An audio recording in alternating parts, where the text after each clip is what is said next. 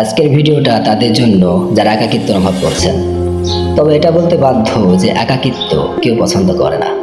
তবে এটা বলতে বাধ্য যে একাকিত্ব এটা আল্লাহ সুবহানাহু ওয়া তাআলার পক্ষ থেকে বিশাল বড় একটা নিয়ামত। তবে এখানে একটি কথা আছে, একাকিত্ব তখনই নিয়ামত হিসেবে কার্যকর হবে যখন একাকী থাকা অবস্থায় আপনি আপনার থট অ্যান্ড মাইন্ডকে কন্ট্রোল করতে পারবেন। কারণ একটা মানুষ একাকী থাকা অবস্থায় ভালো মন্দ উভয় ধরনের চিন্তা তার মাথায় আসে। তাই মানুষ একাকী থাকা অবস্থায় সবচাইতে বেশি গুনাহ করে। একাকিত্ব এটা এমন একটি বিষয়, যদি আপনি এটাকে যথার্থভাবে ইউজ করতে পারেন তাহলে একাকিত্ব আপনাকে আল্লাহর নৈকট্য লাভ করাবে, ইবাদতের মধ্যে সুখ খুঁজে পাবেন। একাকী থাকা অবস্থায় আপনি আপনার ক্যারিয়ারে যথার্থ ফোকাস দিতে পারবেন।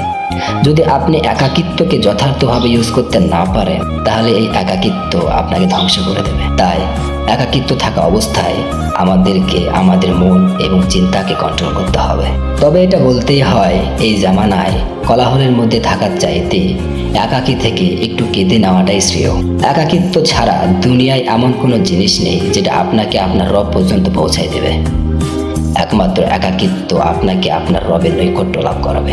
যেমন হযরত ইব্রাহিম আলাইহিস সালাম যখন তার সৃষ্টিকর্তার খোঁজে বের হলেন তখন তিনি একাকিত্ব অবলম্বন করেছিলেন, আর এই একাকিত্ব ওনাকে ওনার রব পর্যন্ত পৌঁছে দিয়েছেন।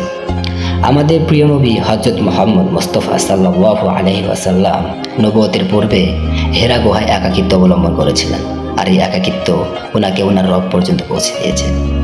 তাই যারা একাকিত্ব অনুভব করছেন হতাশ হবেন না।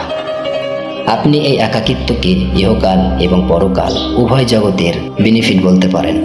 যদি আপনি একাকিত্বকে যথার্থভাবে কাজে লাগাতে পারেন তাহলে একদিকে আপনি আল্লাহর নৈকট্য লাভ করবেন, আর একদিক দিয়ে আপনি আপনার লাইফে অনেক বড় কিছু হতে পারবেন। But we must have to control our mind and thought.